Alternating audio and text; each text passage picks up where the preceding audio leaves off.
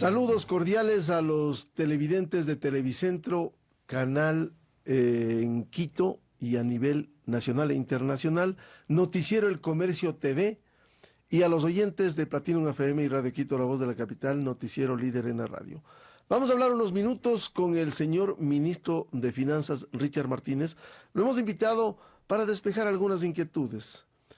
Las medidas económicas adoptadas anteanoche por el presidente Moreno, ayer firmó, por ejemplo, el decreto de liberación de los precios de los combustibles, que por cierto, esto ya ha generado reacciones, incluso de alguna manera acciones al margen de la Constitución y de la ley.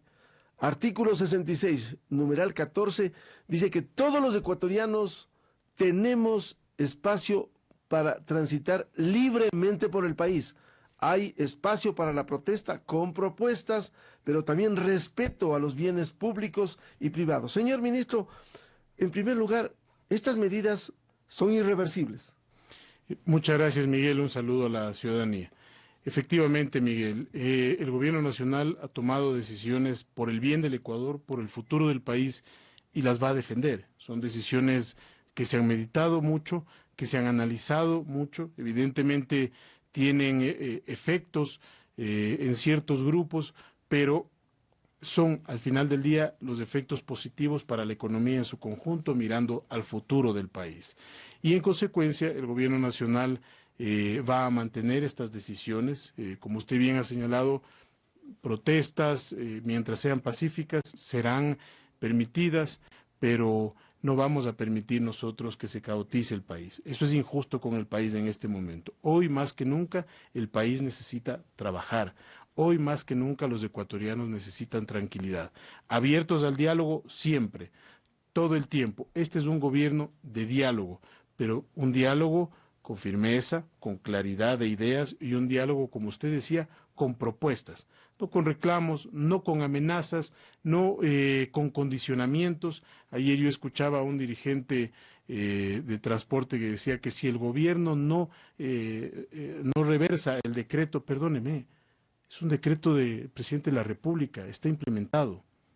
Y esa es la capacidad que tiene un gobierno para poner en orden la casa. Y eso demanda del esfuerzo de todos este momento. Si un grupo de interés que se pueda ver afectado recurre a mecanismos que están reñidos con la ley para tratar de librarse de esta decisión, pues eso no va a suceder, Miguel. El gobierno y la ciudadanía está muy consciente, nosotros también hemos visto las reacciones ciudadanas, está muy consciente de que el gobierno nacional tiene que sostener una decisión saludable como esta. Ya sabemos además, como digo, estamos abiertos al diálogo, ya se ha abierto un canal de diálogo importante con algunos de los grupos transportistas, sensatos por supuesto, que dicen, mira, este es el efecto que voy a tener y creo que podemos hacer este esfuerzo como transportista, pero también necesito que el gobierno pueda articular ciertas acciones, no pensando solamente en el bolsillo del día de hoy, sino pensando responsablemente en el desarrollo del futuro de su propio sector, del sector de transporte de carga pesada, por ejemplo. Entonces, esa es la forma de trabajar, porque no solamente se puede pensar, insisto, en un tema puntual, sino en el desarrollo estructural del sector. Y en eso nosotros vamos a estar muy abiertos. Evidentemente también sabemos, Miguel, que detrás de ese tipo de paralizaciones hay personas del pasado que intentarán pescar a río revuelto. ¿El correísmo? Sin lugar a dudas, Miguel. Esto es para el correísmo una oportunidad en su permanente intento de desestabilización. Ministro Martínez, nuevos ingresos para la caja fiscal que necesita, incluso mes a mes, para pagar los salarios de la burocracia. Pero, ¿cómo lograr que esos recursos redunden en beneficio de los que menos tienen? Que se haga obra transparente, que esto beneficie al país. Excelente pregunta, Miguel. Lo que estamos proponiendo en este momento es un cambio estructural de la economía, ¿sí? Un cambio estructural de la economía con un balance fiscal, por un lado, tenemos que corregir el déficit, con un balance de emprendimiento y producción, por otro lado, con decisiones que voy a detallar, y con un balance de justicia y equidad social. Eso es lo que busca el presidente de la República y nosotros estamos ayudándolo y dándole todo el soporte para que ese objetivo, que es un objetivo de todos los ecuatorianos, pueda consolidarse. Por el lado fiscal, las cifras son muy importantes, ¿no es cierto? Tenemos una consolidación fiscal para el año 2020 a nivel del sector público no financiero, no sé si puedo mostrar a la cámara que está acá, 2.273 millones de dólares y a nivel del gobierno central 2.123 millones de dólares. Por el lado de más ingresos tenemos 2.500, de los cuales la mayoría están evidentemente vinculados al tema del diésel y los precios de los combustibles que se están actualizando. Tenemos más eficiencia y menos gastos por cerca de 500 millones de dólares con las decisiones que se adoptan a nivel de masa salarial, que voy a pasar a explicar, y más protección social y reactivación productiva por menos 713 millones de dólares. Esto va a ayudar a corregir el déficit, por supuesto, pero también evitará, Miguel, que ciertos grupos de contrabandistas, de mafias, se sigan beneficiando y se sigan llevando nuestra plata inescrupulosamente a Colombia o a Perú, donde articulan con redes, ¿no es cierto?, redes que se alimentan de este beneficio del Ecuador. Es decir, el Estado ecuatoriano sacrifica recursos que puede llevarlos a obra pública, como usted decía, o a los sectores más vulnerables, y les entrega esos recursos a contrabandistas que se estaban pues, porque ya el precio ha cambiado, llevando eso a Colombia y a Perú. Eso por el lado fiscal. Por el lado de emprendimiento, Miguel, hay una serie de cosas que voy a tomarme el tiempo para explicarlas con detalle, pero que buscan aliviarle la carga al emprendedor, al microemprendedor, a esa persona que todos los días... ¿Eso es parte de la reforma laboral? Eso es parte de la reforma de aranceles, de la reforma tributaria y de la reforma laboral, que voy a explicar cada uno de ellos. Y el tercer componente de justicia y equidad social. Nosotros hemos dicho, ok, es un momento del esfuerzo de todos, pero también de los que más tienen. Las empresas que paguen más de 10 o que tengan ingresos por más de 10 millones de dólares deberán hacer una contribución. Esa contribución totaliza 300 millones de dólares en 3 años y esa contribución tendrá un destino específico, que es salud, educación y seguridad.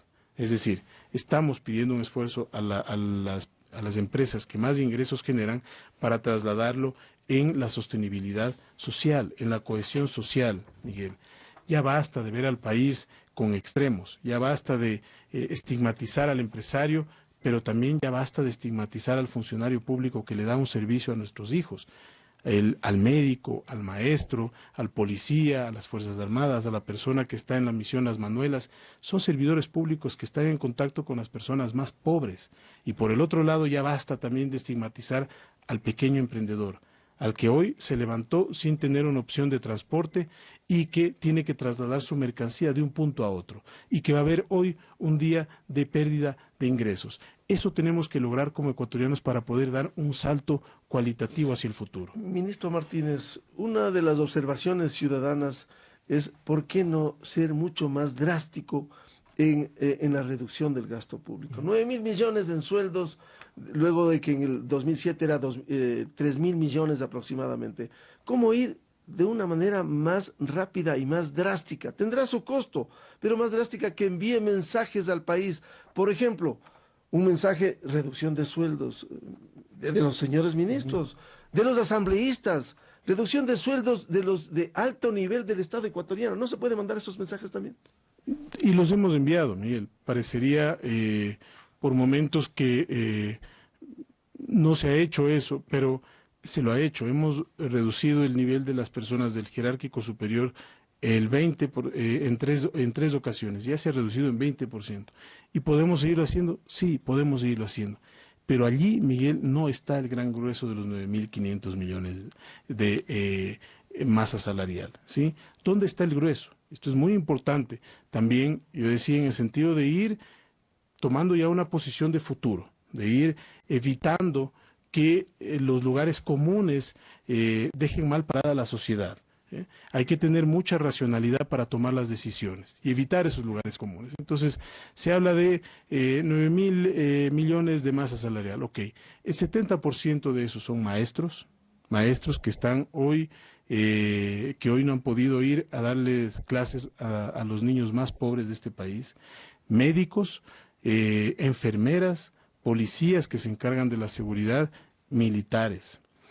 Eso es el 70% de la masa salarial. Y esos sectores no se van a ver afectados. Por ejemplo, una de las resoluciones del presidente es los nuevos contratos menos del 20% del sueldo. ¿Se afecta un maestro, se afecta un policía que ingrese al sector público? No, Miguel, ese análisis tiene que hacerse de una manera muy técnica, ¿sí? Para garantizar el servicio. Es importante también pensar en el servicio que se le entrega a nuestras, insisto, a las personas más pobres. Entonces, esos sectores tenemos que preservar muy bien. Ahora, que dentro de esos sectores hay espacio para la optimización, por supuesto, en el campo administrativo, en el campo de la regulación, todo eso tiene que seguir tras su optimización. O sea, docentes, médicos, enfermeras, policías militares, claro, eso no se va a aplicar. Es que no pueden verse afectados, Miguel, por decisiones que al final del día van a terminar afectando a las personas más pobres. Tenemos, al menos es decisión de este gobierno,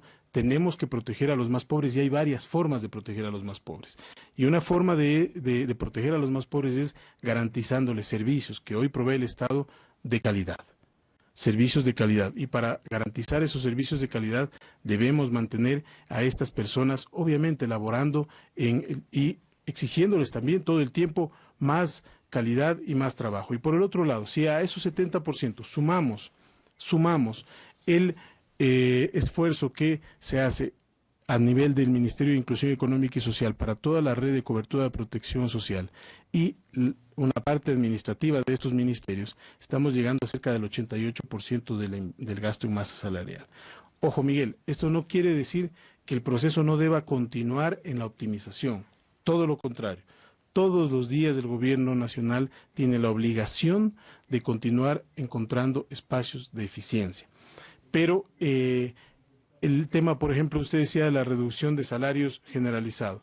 Fue una de las opciones que en un momento determinado se discutió, pero la ley no lo permite, la Constitución no lo permite.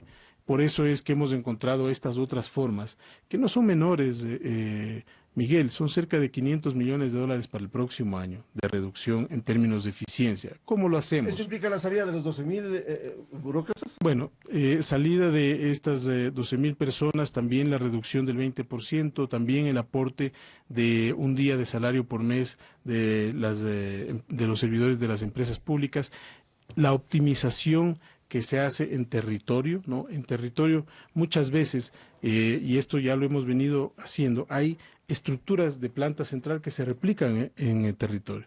Entonces, no se puede en territorio permitir que cada ministerio tenga una estructura administrativa diferente. Eso hay que corregirlo. Dependiendo de la cantidad de habitantes, una ciudad puede tranquilamente tener una planta central administrativa y repartir esa planta central para que todos los ministerios puedan converger en ella y garantizarle el servicio a los ciudadanos. Lo que no puede afectarse es el servicio al ciudadano, que es tan o más importante como las otras decisiones que estamos tomando para garantizarles también oportunidades a los ecuatorianos. ¿Cuándo llega la austeridad a los gobiernos autónomos descentralizados que en nombre de la autonomía casi son isla aparte? ¿Por qué no articular si es parte del Estado ecuatoriano? Mire, el día viernes tuvimos una reunión con la AME justamente para tratar este tema y hemos acordado ya en establecer una hoja de ruta de trabajo para encontrar las mejores herramientas para que los GATS tengan las mejores prácticas internacionales. No puede un GAT seguir secuestrado. Hablábamos con algunos alcaldes de municipios pequeños, pero no puede seguir secuestrado por un 85-90% de gasto corriente en masa salarial. Eso es insostenible. Eso quiere decir que ese GAD, un GAD que tiene un presupuesto de 1 millón, 2 millones, 5 millones, está completamente secuestrado por los gastos corrientes y no puede hacer ninguna obra. Entonces, eso tiene que cambiar, Miguel. Pero eso implica decisión también. Eso implica decisión política también. Porque muchas veces también sucede que en los GADs no hay un compromiso para tomar esas decisiones duras y decir, vamos a cambiar esto. ¿Para qué? Para generarle más oportunidades, nuevamente más obra física, más obra de infraestructura. Entonces, sí es un problema estructural, tenemos una agenda con ellos, hay que hacer una agenda ordenada para garantizar también que se pueda hacer un buen uso, porque como usted dice, Miguel, ellos tienen preasignaciones, y eso el Estado tiene que entregárselo. Ahora, ministro, uno de los temas y problemas en el país es la falta de empleo. Este sector que sufre diariamente porque no tiene un empleo pleno. ¿Cómo estas medidas pueden ayudar en ese sentido? De muchas maneras, Miguel. La primera es que le estamos quitando mucho peso de encima a los microemprendedores. En la economía ecuatoriana, cerca del 80%, no tengo la cifra exacta en este momento, pero será más del 80% del empleo está concentrado en las micro, pequeñas y medianas empresas. Son las más grandes empleadoras. Pero dentro de ese conjunto de empresas, sobre todo en las microempresas, hay un problema de formalidad y hemos tomado algunas decisiones para facilitarles la vida y ayudarles a formalizarse. En el caso de las grandes empresas, si bien tienen un 20 o un 15% del empleo total, es un empleo completamente formal. Entonces hay que analizar los dos problemas de manera diferente. Estas grandes empresas ayudan muchísimo a que las pequeñas crezcan y las pequeñas ayudan a generar mucho empleo. Entonces, ¿dónde están los principales problemas de las microempresas desde el punto de vista de las regulaciones de gobierno? Tienen un anticipo de impuesto a la renta que les genera un dolor de cabeza todo el tiempo. Eso se va a eliminar. Están obligadas a hacer retención en la fuente, las micro, pequeñas y medianas. También eso vamos a quitarles de encima. ¿Para qué? Para que puedan ocuparse de lo que se tienen que ocupar, que no es en trámites, sino en producir, en innovar, en generar más empleo y en mejorar su negocio. Tercer tema, para aquellas empresas que tienen hasta $1 millón de ventas, les hemos creado un esquema simplificado. Un esquema simplificado que establece lo siguiente. O puede mantenerse en el esquema actual de pago de impuesto a la renta o pagar un 2% mensual sobre su ingreso y se olvida de esta declaración y de todos estos gastos que tiene que hacer con un contador, contratar abogados, contratar etcétera, etcétera, etcétera, asesores, y dice, no, yo pago un 2% mensual y con eso me salgo del sistema. El ministro de Finanzas, Richard Martínez, en el noticiero El Comercio TV, a través de Televicentro. En las radios continuamos este diálogo a través de Platinum FM y Radio Quito, la voz de la capital, noticiero líder en la radio. Muchas gracias, muy buen día.